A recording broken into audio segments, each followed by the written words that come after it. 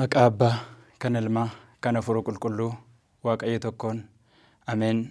Gooftaa keenyaaf qoricha keenya Yesuus Kiristoos dhiifama keenya arjummaa keenya geggeessitee yeroo kanaa saatii kanaa waan nu laatteef maqaan kee kan eebbifameef kan galateeffame nuuf haa ta'u. Jalqabatti biyya alaaf biyya keessaa taa'uudhaan sagalee kana kan hordofaa jirtan, sagaleen kun kan isinitti darbaa jiru maatiin Waaqayyoo, firootni haadha keenya Dubroo Maariyaamii, jaalalleen ergamootaaf qulqulloota Waaqayyoo hundi keessan akkam jirtu, akkam yoo nageessanii. Ameen. Waaqayyo uumaan keenya badiisarraa gara jireenyaatti, dukkanarraa gara ifaatti ceesisee saatii kana waan nu kenneef maqaan Waaqa abboota keenyaa kan eebbifameef kan galateeffame nuuf haa ta'u. Haati keenya, haati Waaqayyo Dubroo Maariyaam, ergamoonni qulqulloonni Waaqayyoo akka gita isaaniitti maqaan isaanii kan kabajame nuuf haa ta'u. Gara Waaqayyoo gooftaa keessaniitti deebi'aa. Raajii Iyyu'eel boqonnaa 2:13. Akka fedhaaf heeyyama Waaqayyootti saatii yerootti daqiiqaa waliin qabnu kanatti kan waliin barannuu fi Hafuurri Qulqulluun kan nu barsiisu Raajii Iyyu'eel boqonnaa 2:13 irra jecha jiru ta'a. Innis akkuma dursinee dubbanne gara Waaqayyoo gooftaa keessaniitti deebi'aayii jedha. Egaa abbaan sagalee kanaa Waaqayyoodha, kan nu barsiisu Waaqayyoodha, kan nu jajjabeessu Waaqayyoodha. Waaqni Hafuura Qulqulluu hunda keenya nu haa barsiisu. Gara Waaqayyo gooftaa keessaniitti deebi'aa jechi kun raajiin Iyyu'eel kan dubbate yerootti ta'utti, raajiin kun raajota Israa'el warroota qabiyyee ergaa isaaniitiin shishifii jedhaman 12 akkasumas immoo raajota gurguddoo 4 wajjin raajota 16 Israa'el keessa jiran keessaa tokko kan ta'u Iyyu'eelidha. Jechi kunis kan inni itti dubbatame namoota magaalaa Yerusaalem Yihudaa keessa jiraatan akkasumas immoo luboota mana qulqullummaa Yerusaalemiin tajaajilanitti sagalee dubbatamedha. Iyyu'eel jechuun Waaqayyo gooftaadha yookiis immoo Waaqayyoon kan filatame jechuudha. Seenaansaa kitaabni qulqulluun akka dubbatutti Iyyu'eel kun abbaansaa Baatu'eel kan jedhamuu fi raajota Israa'el keessaa 12 Israa'el keessaa gosa Roobeel keessatti kan dhalatee fi bara mooticha Iyoo'aataamitti sagalee Waaqayyo tajaajilaa raajii dubbachaa kan turedha. Barri kunis dhaloota Kiristoosiin dura waggaa 800 keessa yeroo ta'u bara mooticha Iyoo'aataamitti sagalee Waaqayyo tajaajilaa Yihudoota Israa'eloota daandii Waaqayyoo irraa goran akka gara Waaqayyootti deebi'anii fi tajaajila isaa kennaa ture. Egaani Iyyu'eel sagalee kana maaliif dubbate yookiis kaayyoon ergaa kanaa maanni yoo jenne gara Waaqayyo gooftaatti qajeelummaadhaan laphee qulqulluudhaan yoo deebi'an namoonni cubbuu godhan Israa'eloonni Yihudaa keessa jiraatan luboonni mana qulqullummaatti aarsaa Waaqayyoo akka Waaqayyo yaadetti dhiyeessuu dadhabanii dhiibbaan isaanirra ga'ee adabaan kan rukutaman gara Waaqayyo gooftaa isaaniitti laphee qulqulluudhaan yaadaan yoo deebi'an Waaqayyo cubbuu isaanii isa baroota darbee kan hin lakkoofnee fi Waaqayyo deebi'ee tasumaa cubbuu isaanii kan hin yaadanne ta'uu isaa ibsa. Har'a jireenya kiristaanotaa keessatti laphee qulqulluudhaan, yaada qulqulluudhaan, yaada haaraadhaan gara Waaqayyootti deebi'uun jireenya qajeelummaa fida. Qajeelummaan immoo mootummaa Waaqayyoof nama qopheessa. Waaqayyos cubbuu baroota darbanii hin yaadatu. An cubbuu isaanii deebi'ee hin yaadadhu jedhee akkuma dubbate. Kanaaf raajichi Iyyu'eel bara kanatti Israa'elootatti sagalee kana raajaa ture.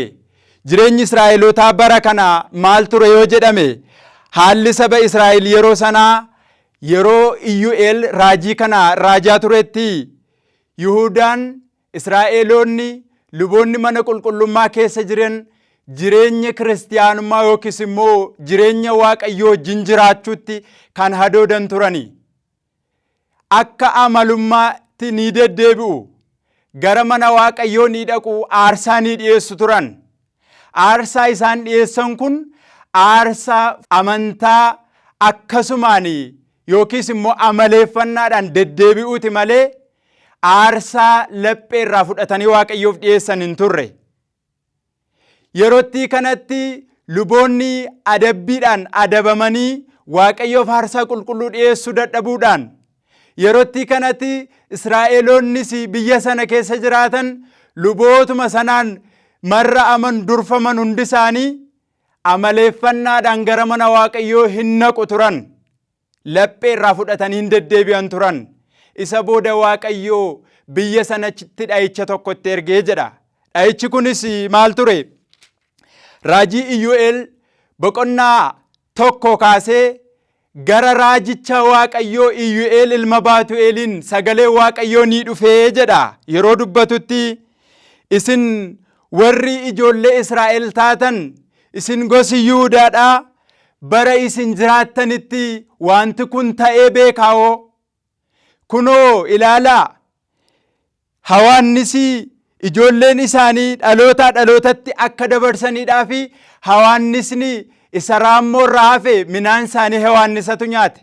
Isa hawaannisa irraa hafe immoo wantoota garaagaraatu balleesse jedheetu isaanitti dubbata. Meetaa of ilaalaa, wanti kun maaliif nurratti ta'e jedhaa yaadaayii jedheetu Iyyoo'eel saba sanatti dubbachuutti ka'e. Bara abboota keessanii wanti kun ta'ee beekaa? Yakki keessan kun ta'ee yoo beekaayii gara Waaqayyootti yoo deebitan isiniif wayyaa jedha. Yaa michoota koo ka'aatii boo'aa, isin warri daadhii wayinii dhugdan hundinuu wawwaadhaa. Sababii daadhii wayinii haaraatiif wawwaadhaa. Inni afaan keessan irraa butameeraatii. Sabni jabaan akka malee baay'een tokko biyya koo weerareera. Inni ilkaan leencaa qarriffaa, leencaa dhalaa qaba. Inni muka wayinii koo onsee, harbuu koos barbadeesseera. Inni qola isaanii irraa quncisee lafatti gate. Dameellee isaan duwwaa hambise. Isaan akkuma durba wayyaa gaddaa uffattee dhirsi ijoollee isheetiif gaddituutti boo'aa turanii. Egaa isin kun hundumtuu kan isin irra ga'e jireenya Waaqayyoo wajjin jiraachuu keessan sababa fakkeessummaan deddeebitanii fi boo'aa gara Waaqayyootti deebi'aayii jedheetu raajichi Iyyoo'eel saba sanatti dubbata. Egaa sabni kun Waaqayyoon gaddisiisaniiru. Gara Waaqayyootti deebi'uu dadhabaniiru. Ganama mana Waaqayyoo dhaqu. Galgala immoo laphee isaaniitiin waaqa tolfamaa waaqessu. Yaadi isaanii waaqa abboota isaanii isa biyya Gibxiitti isaan baase duukaa hin jiran turani. Yaadi isaanii waaqa abbaa isaanii kan Abrahaam, Yisihaaq, Yaaqoob duukaa hin jiran turani. Yaadi isaanii amaleeffannaadhaan kitaaba seera Musee duwwaa eeganii mana Waaqayyoo hin naqu, hin ba'u, hin galu turan. Garuu qajeelummaan isaanii kun amantii honneerraa madde. Aarsaan isaanii kun aarsaa honneerraa maddetu hin taane fakkeessummaadhaan sababa kitaaba raajii keessatti barraa'ee tureefidha. Isa booda Waaqayyo hawaannisaaf raammoo midhaan isaaniitti erge. Hongeedhaan biyyi sun hin badde. Waaqayyo gooftaan gaafa jara kana akkeetti adabu Iyyoo'eel waamicha qalbii jijjiirrannaa jara kanaaf kenne. Raajii Iyyoo'eel boqonnaa 1:13 irratti yaa luboota wayyaa gaddaa uffadhaatii boo'aayii, isin warri iddoo aarsaa duraa tajaajiltan wawwaadhaa. Isin warri fuula waaqa koo dura tajaajiltan kottaatii wayyaa gaddaa uffadhaa bulaa. Kenna midhaanii fi dhibaayyuun mana Waaqayyoo irraa hambifamaniiru jedha. Kana hundumaa gochuudhaan garuu deebi'aa. Kenna midhaanii aarsaa Waaqayyoof dhiyeessuu dhiistaniittu. Hongeen biyya keessan rukuteera. Beelli isinitti bu'eeraa jedha. Beelli kun maali? Firii hojii isaaniiti. Beelli kun firii amantii isaaniiti. Waaqayyoo gaafa biyya tokko adabuu barbaadu beelaan, dhukkubaan, dha'icha garaagaraatiin adaba. Beelli kunis immoo ilmaan namootaatiif rakkisaadha. Namni nyaatu malee jiraachuu hin danda'u waanta ta'eedhaaf. Beelli immoo ilmaan namaa kana hin gidirsa. Bartoonni gooftaa keenyas gaafa lallaban, gaafa sagalee Waaqayyoo tajaajiluu adeeman, iminni rahaab yiheeyyis kunaat. Beela osoo hin taane dhiphuun yookiis immoo waraanni ilmaan namaatiif qajeelaadha. Beelarra waraana nuuf wayya jedhanii bartoonni kan isaan dubbataniif kanaaf beelli ilmaan namaatiif rakkisaadha. Egaan Iyyu'eelis sababa beeloftaniif sababa hongeen isinitti bu'eef sababa kanaaf miidhamtaniittu gara Waaqayyo gooftaa keessaniitti deebi'aa. Uffata gaddaa uffadhaa jedha. Kana duwwaan jenne tsooma qulqullaa'aa labsaa'ii jedhe. Mana kiristaanaa keessattis maanguddoota waamaa jedhe. Warra biyyattii keessa jiran hundaa gara mana Waaqayyoo keessaniitti waamaa boo'aa gaddaa jedheetu jara kana barsiisa. Yoo boo'an yoo gaddan yoo gara Waaqayyootti deebi'an qalbii jijjiirrannaatu jira waanta ta'eetiif. Yoo qalbii jijjiirratan Waaqayyo yakka sana deebi'ee yaadatu waanta ta'eef kanaaf gara Waaqayyo gooftaa keessaniitti deebi'aa jedha. Egaanii banne kaa guyyaan isaa dhiyaateera. Guyyaan Waaqayyoo kun guyyaa badiisaati jedheetu guyyaa dhufaatii Waaqayyoo wajjin walitti qabsiisee dubbata. Maaliif guyyaa Waaqayyoo wajjin walitti qabate yookiis dhufaatii Waaqayyoo wajjin maaliif wal fakkaate yoo jedhame beelli kun Wangeela Maatiyos boqonnaa 24 irrattis bara sanatti beelli biyya lafaa hundumaa irratti ni ta'a jedheetu gooftaan keenya milikkita dhufaatii isaati dubbateera. Iyyu'eel isa kana dursee kun dhufaatii Waaqayyoo wajjin tokko fakkaata. Gara Waaqayyootti deebi'aa qalbii jijjiirradhaa. Tsooma qulqullaa'aa labsaa jedheetu dubbata.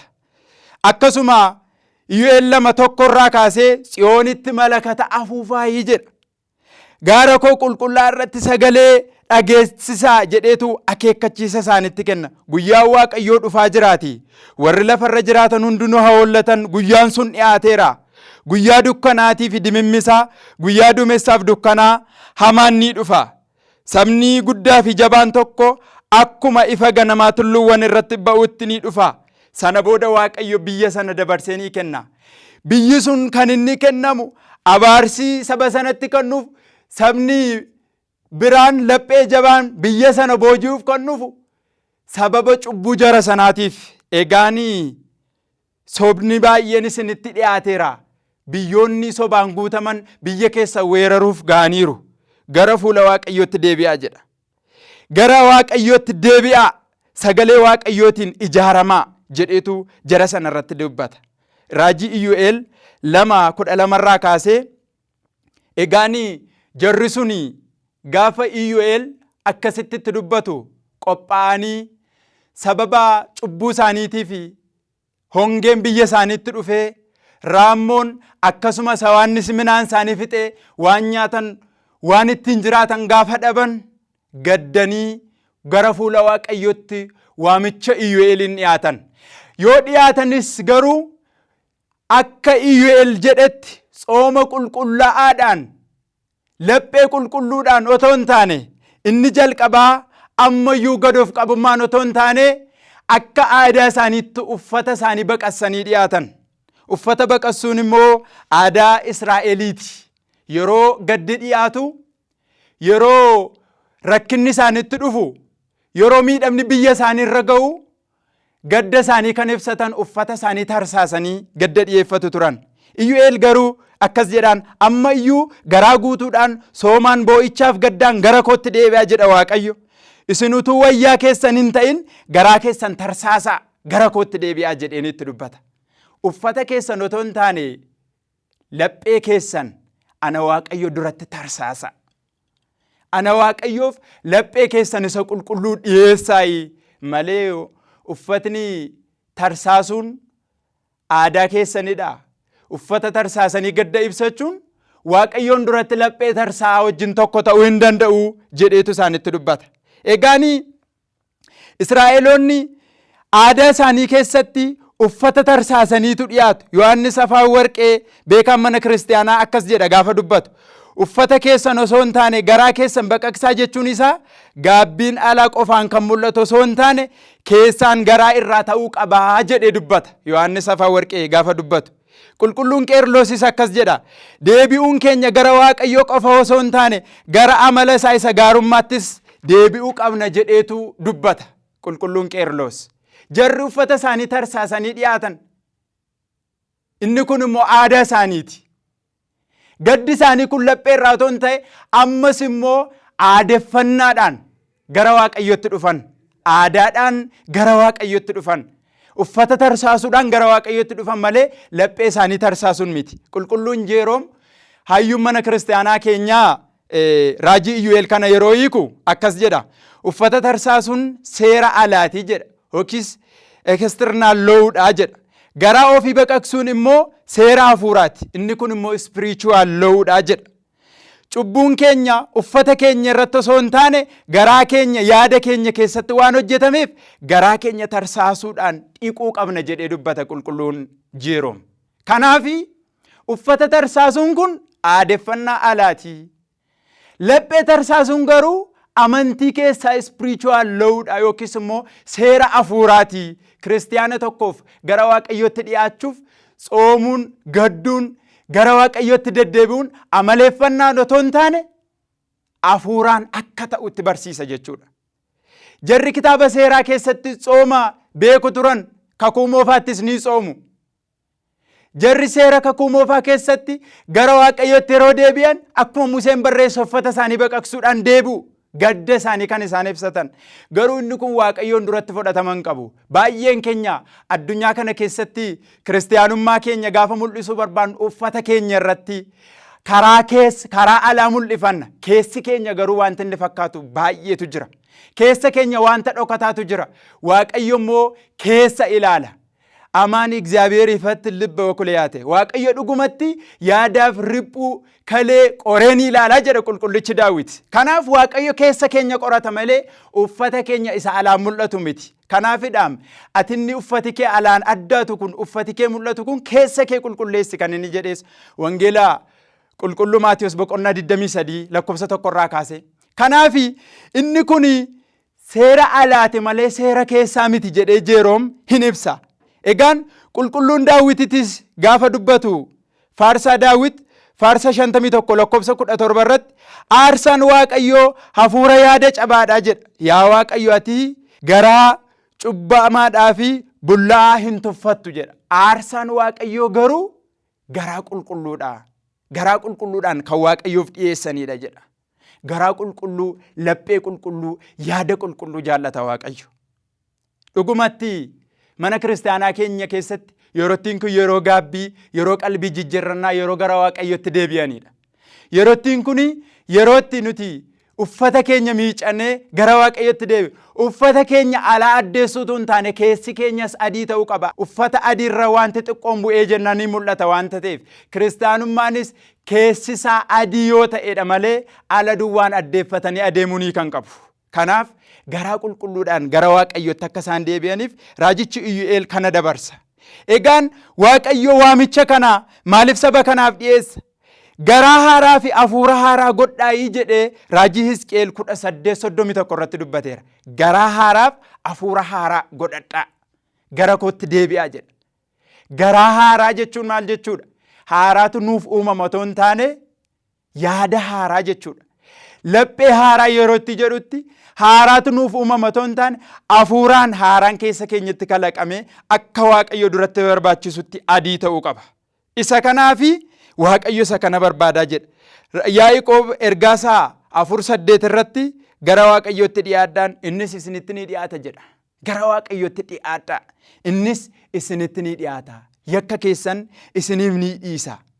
Yoo gara waaqayyootti deebitan waaqayyo wajjin yoo jiraattan yakki keessan hafe jedhee waaqayyo isiniif ni dhiisa. Deebi'ee isinitti hin yaadatu jedha raajichi. Akkuma raajichi jedheesi ergaasaa irratti Yaaqoob akkasuma gara waaqayyootti dhiyaadhaa innis isinitti ni dhiyaata. Qirabu habee wayaa birri lakum. Inni isiniif ni dhiyaata, isiniif ibsa. Gara isaatti dhiyaadhaa, gara isaatti deebi'aa jedha. Kanaafi laphee haaraan, yaada haaraan waaqayyoon duratti barbaachisaadha. Gara waaqayyootti deebi'uudhaaf waamichi saba Israa'el Yihudaaf ta'e kun laphee qulqulluudhaan tsoomuun, sagaduun, isa barraa'e duwwaa otoo hin taane immoo yaada qulqulluu, yaada haaraa jireenya kaleessa dheengaddaa dhiisanii gara waaqayyootti akka deebi'aniidhaaf waamicha dhugaa raajichi Iyyu'eel saba kanaaf dhiyeessa. Yoo kana ta'e waaqayyo yakka isaanii akka hin yaadan, jireenya isaanii kaleessa dheengaddaa waaqayyo wajjin yoo jiraatan, daandii isaanii jalqabaatti yoo deebi'an, yakki isaanii akka hafee fi waaqayyo irra daddarba isaanii deebi'ee akka hin yaadanne deebi'ees dha'ichi biyya isaaniitti dhufe akka isaan irraa ka'u mul'isa. Addunyaan keenyas har'a gara Waaqayyootti laphee qajeelaadhaan yoo deebine Waaqayyo yakka keenya ni dhiisa. Beelli, waraanni, dhukkubni sodaachisaan, qaala'insi jireenyaa addunyaa kanarratti kufee jiru hundisaa yoo laphee qulqulluudhaan gara Waaqayyootti deebine inni kun gaabbiidha jechuudha. Kanaaf egaan gaabbii dhugaan immoo laphee irraa ta'uu qaba. Gaabbii dhugaan laphee irraa ta'uu qaba. Laphee irraa ta'uu qaba yeroo jennu wangeela qulqulluu Luqaas boqonnaa 15 lakkoofsa 11 hanga 19tti gooftaan keenya Yesuus Kiristoos akkas jedhee dubbata. Namicha tokkotu ture jedha. Namni kun ilmaan lama qaba ture. Ilmaan lamaan isaanii kun keessaa inni quxisuudhaa yaa abbaa koo qabeenya koo naa kenni kan naga'u hundumaa nuu hiri jedhee abbaa isaa gaafatee jedha. Otoo mana abbaa isaatiitii dhuguu otoo nyaatu otoo jireenya ofirraa hafaa jiraatu abbaa isaatiif qabeenya yeroo malee naa qoodi jedhee abbaa isaa gaafate jedha. Tole jedhee abbaan isaa kunis ilmaan isaa kana lamaanii fi qabeenya isaanii gargar qoqqoodeef jedha. Ilmaan inni hangafaa abbaa wajjin hafe. Inni quxisuu kun garuu akkuma dursee abbaa isaatti hime qabeenya isaa kana isa qooddate hundumaa gurguree gara qarshiitti geeddaratee fudhatee mana abbaa isaatii bilisummaan jiraachuu dhiisee nyaachuu dhuguu dhiisee qabeenya isaa gurguree badee jedha. Gara biyya ormaa dhaqee achi badee gaafa jedhu osoo achi jiraatuu beelli biyya sanatti bu'e jedha. Garuu qabeenya gurguratee bade kana gaalla mootummaatti ejjetti sagaagilatti xuraa'ummaatti balleessee sana booda biyya inni jiru sana ammas Waaqayyo hongeedhaan beelaan rukutee jedha. Luqaas qulqulluun boqonnaa 15 lakkoofsa 11 irraa kaasee gaafa dubbatu. Sana booda beelli biyya gaafa sana rukutee jedhu biyyi sun beelaan gaafa rukutamu gaafa biyyi sun hongeedhaan rukutamu isa booda mucaan kun waan qabu gurguree fixee sila jireenya isaa albaadhummaatti machitti ejjetti balleesseera waanta ta'eetiif wanti inni murteeffate amma immoo wanti kun hundumtuu gaafa qabeenyi isaa harkaa dhumu gara mana gooftaa tokkoo yookiis immoo abbaa qabeenyaa tokkoo garbicha ta'ee dhaqee achi tajaajiluu filatee jedha. Garbicha ta'ee achi tajaajiluu filate. Gaafa tajaajiluu filatutti namichi sun waamee booyyee akka inni eeguudhaaf hoomaa booyyee irratti haboo kenneefii jedha. Sana booda mucaan kun hoomaa booyyee osoo eegu osoo jiraatu isa booda firfaarii booyyee sanaaf mana abbaa qabeenyaatti gad darbatamullee hanga nyaachuu dhabutti ga'e jedha. Isa booda ni boo'ee ni gadde. Mana abbaa keenyaatti baanee baay'een keenya karaa Waaqayyoo dhiisnee sagalee Waaqayyoo dhiisnee addunyaa keessa kaanee jirra.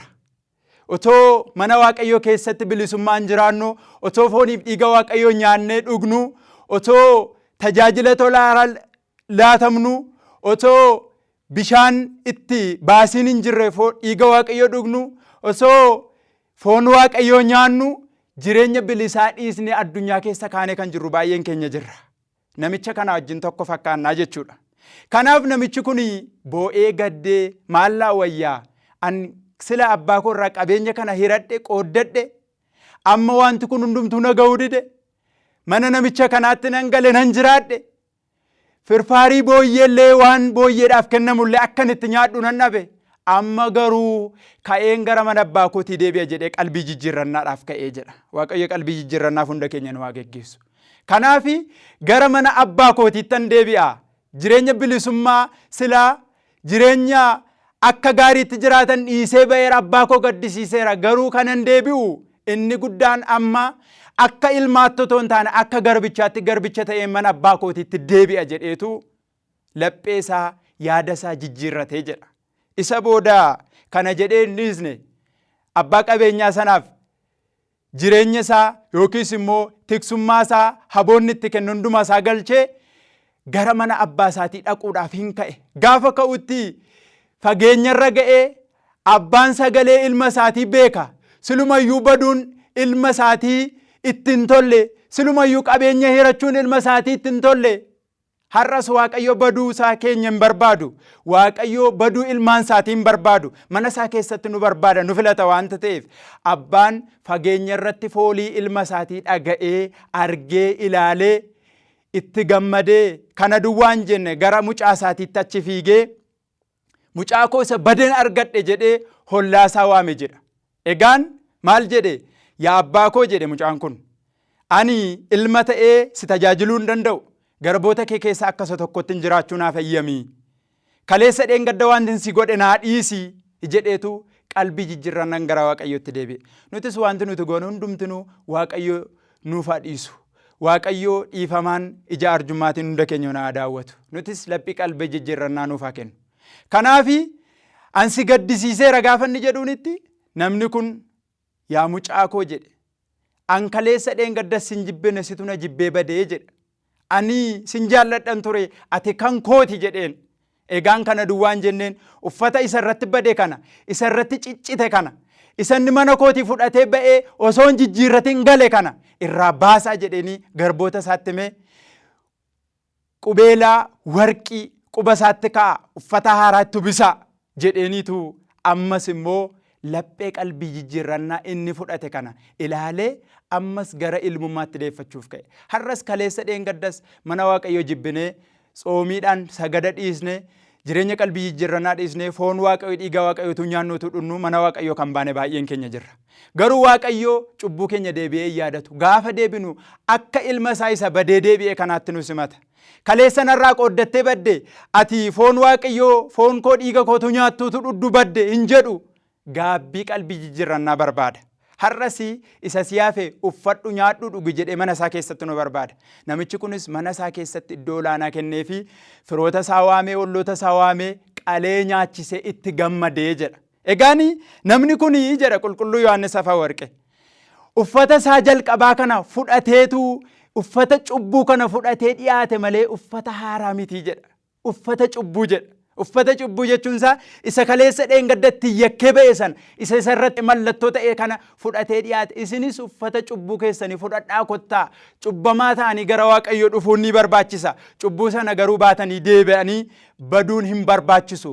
Mana Waaqayyoo ejjuun xuraa'uun sagaagaluun dhufuun ni barbaachisa. Garuu mana Waaqayyoo dhufanii kan hundumaa ba'aa kana baatanii deemanii galuun hin barbaachisu jedhee qulqulluu Yohaannis Afawarqee hiikee jira. Kanaaf namni kun fakkeenyummaa gaariidha kiristaanotaaf. Nutis fakkeenya mucaa kanaa taane qalbii jijjiirrannaan akka deebinu Waaqayyo hunda keenya nu haa gargaaru. Kanaaf egaan gara Waaqayyootti deebi'uun laphee ofii haaressuudhaan, jireenya ofii haaressuudhaan, akkasumas immoo fakkeessummaa dhiisuudhaan har'a namoonni baay'een amantaa keenya barruu sooshaal miidiyaa irratti mul'isna. Amantaa keenya uffata alaa irratti mul'isna. Inni kun uffati alaan mul'atu kun seera alaati akkuma Jiroom dubbate. Garuu amantaan keenya sooshaal miidiyaa irratti uffata keenya irratti otoo hin taane laphee keenya irratti ta'uu qaba. Rakkoon keenya inni guddaan amantaa keenya barruu miidiyaa keenyaatiin mul'isuu yookiis immoo uffata keenyaan mul'isuudha. Inni kun immoo Waaqayyo laphee ilaala waanta ta'eef isa kana laphee keessan Waaqayyoo duratti baqaqsaa jedhee Iyyoo'el kan dubbate. Israa'elitti ergaa kana dabarse. Har'as addunyaa keenyaaf kanatu barbaachisa. Addunyaan keenya wantoota kana barbaaddi. Rakkoolee addunyaa kanarra jiran hundumaa waraana, beela, dhukkuba, qaaleensa jireenyaa kana injifachuuf laphee qulqulluudhaan gara Waaqayyootti deebi'uudha. Beelli dhufee, waraanni dhufee, miidhaan dhufee kun hundumtuu badii keenyaan otoo hin taane yookiis immoo sababa nuti akka bannuuf taanuuf otoo hin taane Waaqayyo akka jiraannuuf ittiin nu sirreessuudhaaf akka saboota Israa'elii ittiin nu waamuudhaaf jireenya keenya irratti mul'isa. Waaqayyo warra kansaa ta'an qoree ilaaluu itti beekaa akkuma jedhe. Kanaafi addunyaa kana keessatti har'a jireenya tasgabbaa'aa jiraachuuf laphee qulqulluun yaada qulqulluun gara Waaqayyootti deebi'uudha. Tokkummaa gochuu, araara gochuudha, dhiifama gochuudha. Inni qulqulluun isa kanadha. Tokkummaa, araara, dhiifama, jaalala gochuu. Tsoomni keenya, saganni keenya kan inni fudhatama qabu fuula Waaqayyoo duratti yoo garaa qulqulluudhaan ta'e qofadha. Malee kitaaba irratti barraa'eef, seera irratti katabameef akka Israa'eliin amaleeffannaan deddeebi'uun namoota hin fayyisu. Isa kana warroonni gaabbii qalanii qalbii jijjiirratan dursanii mootummaa Waaqayyootti hin galu jedhamee kitaaba qulqulluu keessatti barraa'eera. Har'a amaleeffannaadhaan uffata keenya uffachuudhaan amantaa keenya mul'isuudhaan kan deddeebinu baay'een keenya jirra. Keessi keenya yoo ilaalame garuu zeeroodhaan baay'ata. Kiristinnaan akkas miti. Keessoo fi qulqulleessuudha. Waaqayyoo laphee ilaalaa. namni immoo fuula ilaalaa jedha qulqullichi Saamu'eel kitaaba isaa irratti. Kanaafi laphee Waaqayyo laphee ilaala, keessa ilaala waanta ta'eef fakkeessummaa dhiisuu, araara gochuu, Iyyu'eel saba sanaaf waamicha akka godhe nutis immoo waamicha gochuudha.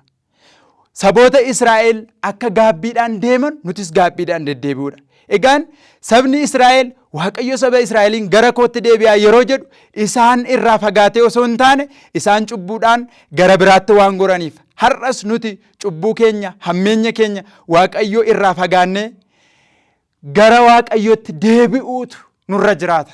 Kottaa nuun jedha Waaqayyo har'as nu waama. Waaqayyo har'as nu barbaada. Tsoomni qulqulluun inni Isaayyaas 58:5 irratti dubbatame sun kiristaanoti dhiifama gochuu, araara gochuu, warra hidhaman hiikuu, jaalala gochuudha. Malee uffannaadhaan addunyaa kana irratti hundi keenya baay'een keenya amantaa keenya mul'isna. Amantaan keenya keessa keenyaan mul'achuu qaba. Egaanii sabichaaf Waaqayyo deebii kenneera raajii Iyyu'eel irratti. Nutis deebiin keenya kan nuuf kennamu waraanni, beelli, hongeen saba Israa'el irraa deebi'e. Iyyu'eel 2:18 irratti saba sanarraa abaarsi kun deebi'eera. Waamicha Iyyu'eeliin saba Yihudaarraa deebi'eera. Har'as addunyaa keenyarraa waamicha hafuuraatiin qalbii jijjiirranaa dhugaadhaan Waaqayyo gara isaatti akka dhiyaannu nu waamaa. Waaqayyo nu barsiisee, Waaqa nu gorsee, Waaqa nu dheekkame, Abbaaf, Ilmaaf, Hafuura Qulqulluuf galanna ta'u gara Waaqayyo gooftaa keessaniitti deebi'a. Raajii Iyyu'eel 2:13. Isa dhageenye, isa barannee, isa hubannee Waaqni qulqullootaa laphee keenya irra nuuf haa bulchu.